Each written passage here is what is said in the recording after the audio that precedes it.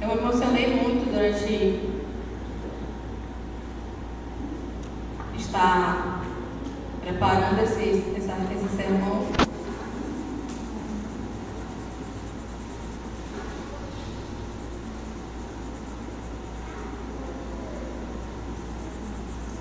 E o tema da mensagem é Jesus, o nome acima de todo nome. Amém? O nosso texto base vai ser Apocalipse 21.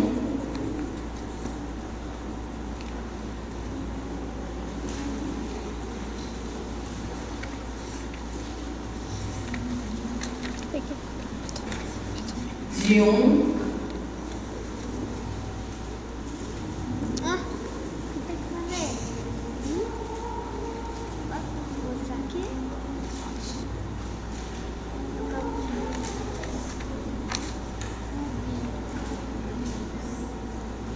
Apocalipse 21, de 1 a 7.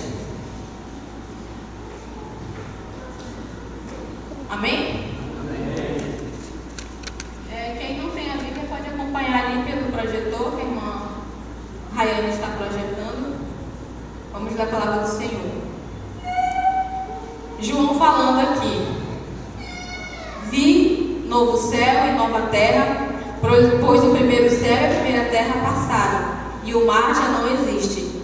Vi também a cidade santa, a nova Jerusalém, que descia do céu da parte de Deus, ataviada como noiva, adornada para o seu noivo. Então ouvi grande voz vinda do trono, dizendo: eis o tabernáculo de Deus com os homens. Deus habitará com eles. Eles serão povo de Deus, e Deus mesmo estará com eles. E lhes enxugará dos olhos toda a lágrima, e a morte já não existirá. Já não haverá luto, nem pranto, nem dor, porque as primeiras coisas passaram. E aquele que está sentado no trono disse: eis que faço novas todas as coisas. E acrescentou: escreve, porque estas palavras são fiéis e verdadeiras. Disse-me ainda: tudo está feito. Eu sou o Alfa e o Ômega, o princípio e o fim. Eu, a quem tem sede, darei de graça da fonte da água da vida. O vencedor herdará todas estas coisas, e eu lhe serei Deus. Oremos. Aqui, amados, nós percebemos que Jesus está ali na visão de Apocalipse, e ele fala para João as coisas que João deve escrever. E ali no final ele diz quem ele é, sua identidade. Jesus ele sempre deixa muito claro quem ele é. E ele diz: eu sou o Alfa e o Ômega. Ele completa a obra.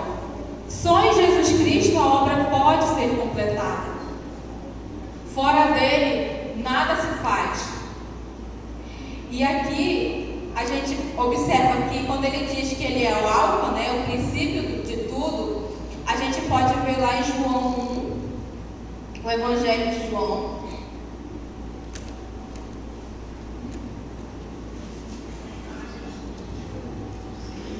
De 1 a 5. Diz que no princípio, quando ele está falando desse princípio, é lá no princípio de tudo, na criação. No princípio era o Verbo, e o Verbo estava com Deus, e o Verbo era Deus. Ele estava no princípio com Deus. Todas as coisas foram feitas por intermédio dele, e sem ele nada do que foi feito se fez. A vida estava nele, e era a luz dos homens. A luz resplandece nas trevas, e as trevas não prevaleceram contra ela. Então, nós podemos observar aqui nesse texto que o princípio de tudo está em Jesus. E ele resplandece.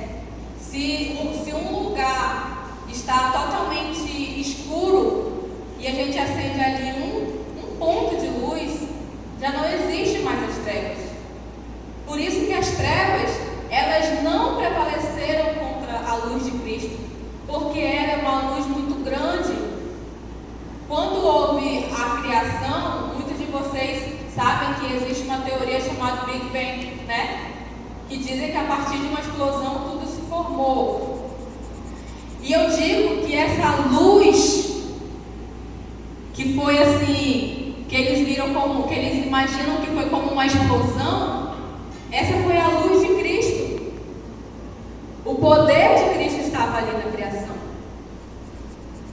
E nós podemos observar que a palavra de Deus é tácita em dizer que tudo foi feito por intermédio dele. Não é apenas hoje que nós temos um mediador entre nós e Deus. Desde antes da fundação do mundo, já por intermédio de Cristo, as coisas já foram criadas.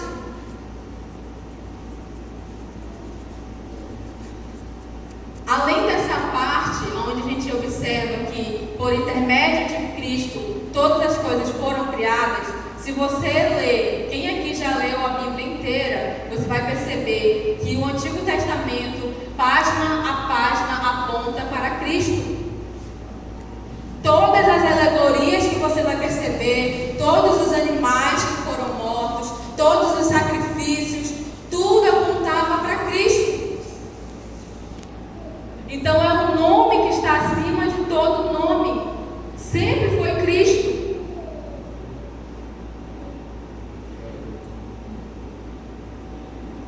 A gente observa que lá em Gênesis 1:26, quando vai acontecer a criação do homem e da mulher, o Deus Criador diz: façamos o homem. É uma prova, tá aí atrás, né? Tem crente batista, olha, glória a Deus. Façamos o homem à nossa imagem e à nossa semelhança. Vocês sabem que cada pessoa da Trindade exerce um papel dentro de todo o sistema. Mas nesse momento ali da criação estavam as três pessoas da Trindade. E ele diz, Deus o Criador diz: façamos. Se fosse só ele presente, ele diria: eu farei, eu faço. Mas ele disse: façamos. Então Cristo estava ali, porque nós somos a imagem. Claro que hoje, por conta do pecado, amados, nós sabemos que essa imagem, ela está distorcida, né? Nós não temos mais a imagem de Adão antes do pecado, porque após o pecado, muitas coisas em nós, tanto na nossa imagem, quanto na nossa mente, quanto na nossa semelhança, toda a semelhança que nós tínhamos com a pessoa de Cristo, ela foi distorcida por conta do pecado. Hoje a gente envelhece, né? É uma prova viva que está na nossa própria carne de que o pecado fez isso em nós, que foi a consequência do pecado, né? Nós éramos perfeitos em Adão antes da queda. Por isso que nós fomos feitos à imagem e semelhança de Deus. Mas hoje, quando nós somos salvos, quando Deus olha para nós, Ele não olha para nós com essa imagem distorcida, com o pecado habitando em nós. Quando Ele olha para nós, Ele olha através do sacrifício de Cristo. É como se Ele estivesse olhando, Cristo espelhando de volta na gente. Então, apenas quando nós estamos lavados e remidos no sangue de Jesus, é que nós podemos nos apresentar diante de Deus por causa deste nome que tem todo o poder.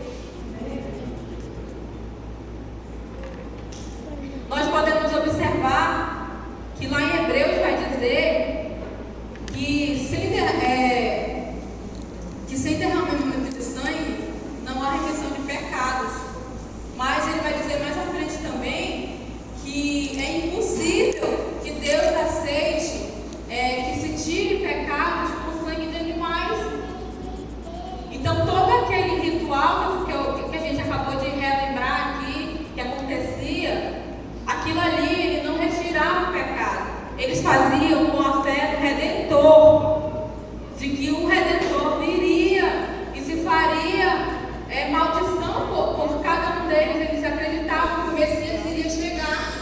Uma pena que quando o Messias chegou, muitos acharam que ele era só mais um que estava tentando se levantar contra o império, né? O povo de Israel não reconheceu muitos deles como Jesus como o libertador, porque eles queriam um político, eles queriam que fosse guerrear. E como Jesus estava ali na forma de servo, eles não aceitaram. E era necessário que neste momento que Jesus veio até nós, veio até a terra, né? Ele armou a sua tenda e habitou entre nós.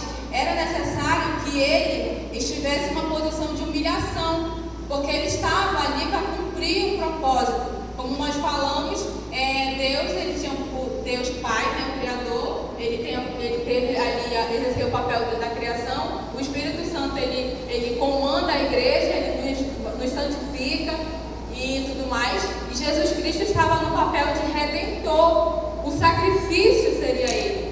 Então esse foi o papel designado a ele, e ele fez por amor. E o interessante que a gente pode observar, às vezes a gente lê as páginas da Escritura e a gente pensa muito assim, para observar como foi a vinda do Messias até nós. Ele se humilhou de uma tal forma que ele veio até nós na forma de um embrião. Foi um embrião que veio, que foi implantado ali no útero de Maria pelo poder do Espírito Santo, mas ele veio desta forma, uma célula. Porque ele já existia antes de Maria. Na eternidade, ele já existia. Então ele precisou se esvaziar de tudo que ele era para assumir aquela forma ali, daquele embrião, depois daquele bebê, depois daquela criança, até ele se tornar o adulto, para iniciar o seu ministério. Ele veio cumprir a sua missão nessa terra, e por muitos momentos, muitas pessoas tentavam fazer com que ele se distanciasse da sua missão. Até os seus discípulos, Pedro fala: Senhor, o Senhor não vai passar pela morte. Mas Jesus, ele estava consciente que ele iria sim chegar até a cruz. Era necessário que ele chegasse até a cruz para que ele nos resgatasse. Não haveria outra forma. Mas o interessante é que nós observamos por que ele não deixou em momento nenhum ser levado pelas palavras contrárias à sua missão. Porque ele sabia quem ele era. Jesus sempre soube quem ele era. Ele sempre soube qual era o seu papel de resgatar-nos, que teria que morrer na cruz. E então, só desta forma ele poderia nos salvar, morrendo e ressuscitando. Tanto no Antigo Testamento, do Novo Testamento, até chegar a nós, somente desta forma. E era uma missão belíssima que ele estava para cumprir. Porque tudo, como a gente leu, como ele falou para João, tudo está feito porque ele estava ali para cumprir aquilo que foi designado para ele. Em Filipenses 7, nós observamos que Jesus Cristo, ele se esvaziou em 7 degraus para descer até nós. Então, primeiro ele se esvaziou de todo o poder, de toda a sua glória. Depois ele assumiu uma forma de servo, que a gente acabou de observar.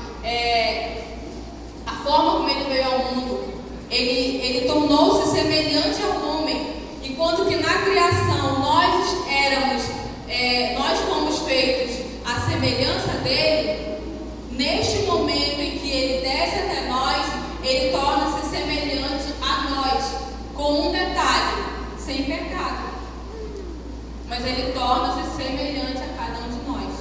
Ele foi reconhecido pelas pessoas em figura humana, ou seja, existem muitas seitas por aí que falam que ele era um anjo e tudo mais, mas ele era reconhecido como um ser humano. As pessoas tocavam em Jesus, as pessoas falavam com Jesus, ele era reconhecido como uma figura humana. Ele humilhou-se a si mesmo, né? No momento ali que ele é muitas das vezes rechacido pelos grandes homens da lei, e em muitos momentos ele se humilha. Ele tornou-se obediente em tudo e ele foi até a morte de cruz.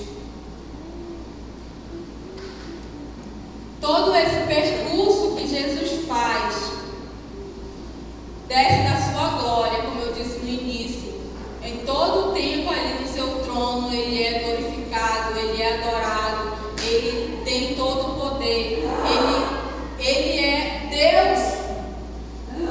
Então, no momento que Jesus desce até nós, você imagina se você fosse um grande herdeiro, né? Você fosse um grande herdeiro e você decidisse que por um tempo você iria viver como um camponês. Todas aquelas coisas que eram servidas para você, todas as suas regalias, tudo que você tinha direito como um príncipe, como um rei, iria ser retirado de você. Foi exatamente isso que aconteceu com Cristo. Tudo aquilo que ele tinha diante dele foi retirado, toda a sua glória, todo o seu esplendor, tudo foi deixado para que ele se humilhasse e fosse reconhecido aqui na terra como um homem. No Novo Testamento são recitados 65 vezes Jesus como um homem. E isso é algo muito importante para que a gente possa observar, porque são muitas vezes em que ele é dito Jesus Cristo homem, Jesus Filho do homem, onde ele está relacionando que Jesus está numa figura humana, como ele deveria estar aqui na terra, reconhecido como um de nós, claro que sem pecado, mas ele estava aqui para nos libertar, para nos salvar. A sua obra redentora foi tudo de mais precioso que ele pôde fazer por mim e por você. Jesus desce do seu universo, do seu céu dos céus até nós por amor. Ele não foi obrigado a fazer o que ele fez. Ele disse: eu dou a minha vida. Eu dou a minha vida. Eu falei para os irmãos que eu disse, né, que se eu pudesse, eu dividiria o meu oxigênio ontem com a minha irmã, por ver a aflição de uma pessoa não poder respirar. E Jesus, quando ele dá a vida por você e por mim, ele diz assim: meu filho, você vai morrer no pecado se eu não te der vida. E quando ele derrama o sangue dele ali naquela cruz, quando ele derrama ali naquela cruz, a vida dele todinha é para ele te dar a vida, para ele te tirar da morte e para ele te dar a vida. Mas não é uma vida qualquer. Não é uma vida aqui nesse mundo. A vida que ele nos oferece é uma vida abundante. É uma vida que a morte não pode nos vencer. É uma vida eterna. Um dia nós vamos estar lá diante dele. Um dia nós vamos estar lá dizendo: Santo, Santo, Santo, Santo, Santo é o Senhor. Toda a terra vai se prostrar diante dele. Todos os poderes, todos vão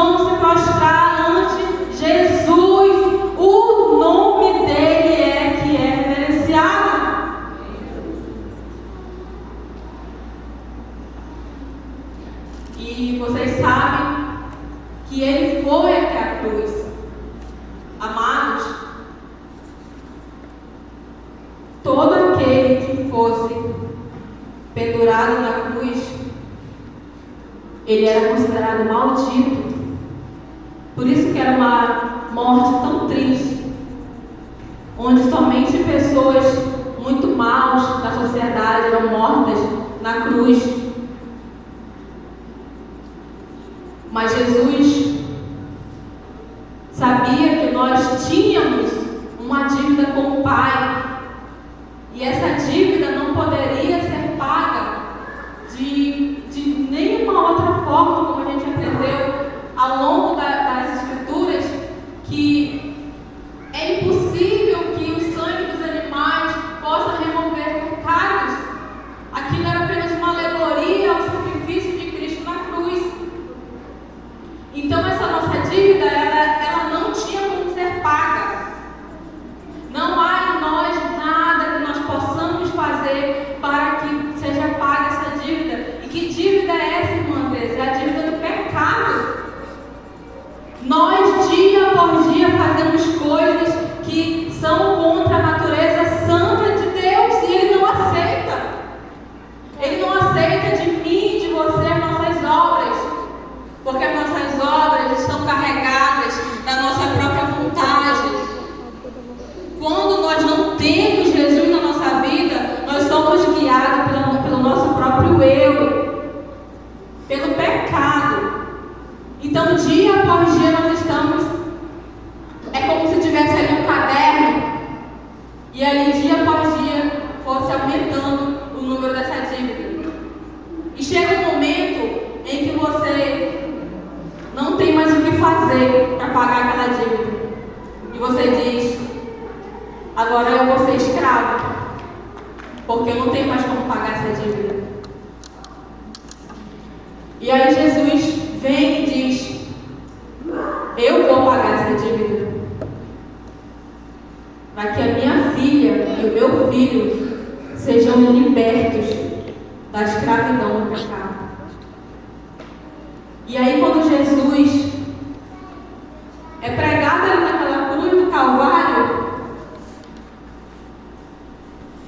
a cada martelada que era dada em Jesus, a cada sangue que descia,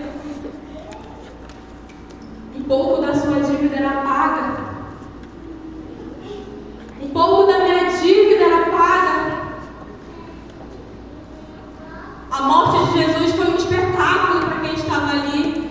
Escarneceram de Jesus, do nome que está acima de todo nome. Houve um momento ali naquela cruz em que o soldado disse: esse era o Filho de Deus. Porque não é possível que a natureza se revolte contra essa morte. Não é possível que os céus bramem aqui. Não é possível que aconteça tudo isso com a morte de alguém que era culpado. A prova viva de que ele era inocente é que em nenhum momento vocês vão ver acontecer nada do que aconteceu durante a morte de Jesus com aqueles outros dois que morreram também. Ele ali estava sendo levado, o Cordeiro de Deus estava sendo levado para salvar a minha vida e a sua. Então, no momento em que ele é pregado ali na cruz do Calvário, ele toma o lugar dessa dívida. E neste momento em que ele diz: está consumado. Telestai. Essa palavra, ela não significa só está consumado. Sabe o que ela significa? Você está livre. Você está livre. Irmãos, não se deixem ser escravos de mais nada. Eu não sei o que tem tentado escravizar a sua vida, mas foi um preço muito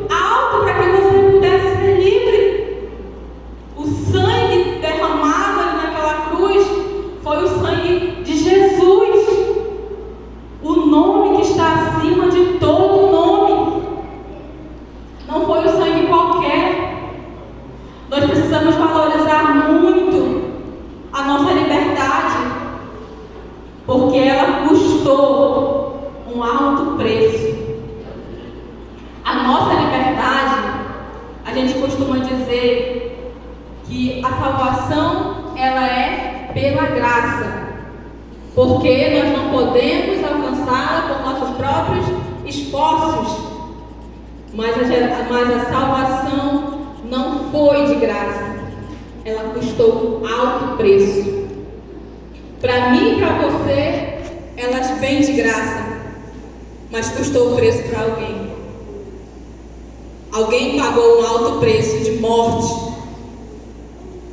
Imagina você e eu, estávamos no corredor da morte eterna, e chega alguém lá. Eu era a culpada, e chega alguém inocente e diz: eu vou no lugar dela, porque eu a amo, e eu quero que ela esteja comigo no meu paraíso. Como ele disse para aquele ladrão que estava ao seu lado, ele disse: hoje mesmo estarás comigo no paraíso. Amados irmãos, este nome é o nome mais poderoso que existe. Toda autoridade está sobre ele. Nenhum problema que eu e você tenhamos é maior do que o poder que ele tem. Algumas pessoas podem dizer para você: por que você continua sendo crente? Por que você continua buscando lá nessa igreja? O teu filho está no mundo, o teu filho não segue a Cristo?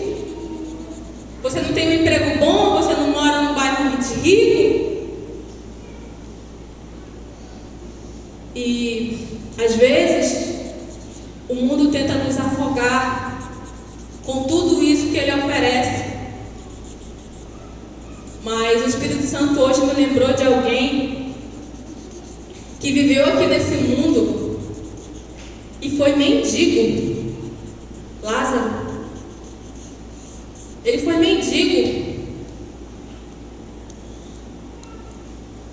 mas ele ganhou na vida eterna algo que nem o dinheiro pode comprar. A vida eterna ela não está à venda, e somente aqueles a quem o Senhor chama podem ir até Ele. Se nessa noite você sente Ele te chamar, não resista à voz daquele que tem autoridade para parar o vento, para aquele que tem autoridade de curar uma mulher que estava enferma há mais de 12 anos, para aquele que tem poder de ressuscitar aquele que estava morto há 4 dias. Você acha mesmo que esse problema que eu e você temos é alguma coisa diante de Deus? Eu digo que não é, porque basta uma palavra dele, basta uma palavra de Jesus e tudo se acaba. Basta uma palavra de Jesus na tua vida e tudo isso que você está passando vai cessar, porque Ele tem poder. Jesus tem poder, só Ele tem. Os homens que governam este mundo, eles pensam que eles têm poder, mas Jesus disse para Pilatos: nenhuma autoridade teria sobre mim se do céu não fosse te dado. Entendam uma coisa, amados: ninguém nesse mundo tem autoridade maior do que o Jesus que você e eu servimos. Ele é tudo em nós.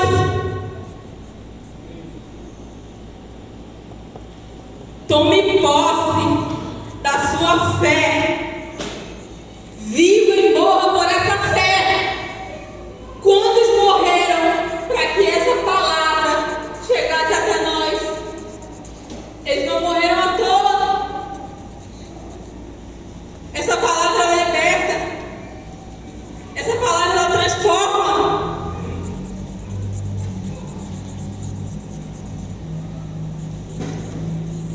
Jesus, após a sua morte, ele ressuscitou.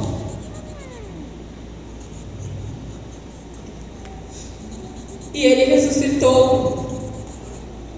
E Deus o exaltou soberanamente. E lhe deu um nome que está acima de todo nome. Os que estão no céu se curvarão, os que estão debaixo da terra se curvarão, toda a terra se curvará. Os que estão debaixo da terra se curvarão, toda língua confessará Ele como Senhor. Jesus Cristo é o Senhor. Jesus Cristo é o Senhor. Jesus Cristo é o Senhor. Se esse Jesus ainda não é o Senhor da sua vida, tome uma atitude de fé. Venha até Ele nessa noite. Mude a sua vida. Sabe, de tudo aquilo que você anda fazendo, faça uma análise nessa noite.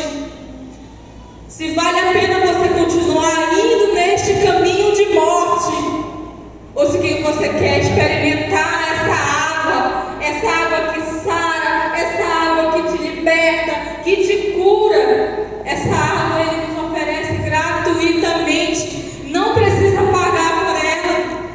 O preço já foi pago por Ele. Jesus tem autoridade para salvar, só Ele pode nos salvar, só Ele pode nos curar, só Ele pode nos libertar. Que a sua vida seja um reflexo de tudo que Jesus pode fazer na tua família, no teu casamento, nos teus filhos, no teu trabalho. Glorifique o nome de Jesus em qualquer oportunidade que você tiver. Não se envergonhe do nome dele. O nome, nós aprendemos hoje que esse é o nome que tem todo o poder. Ele não tem apenas o poder. Os homens que estão governando o mundo, eles têm o poder, mas é momentâneo. É só por algum tempo. Eles são eleitos, depois eles saem, e em algum momento eles morrem. Mas Jesus não é assim. Jesus, ele tem todo o poder, todo o domínio, toda a majestade está sobre ele.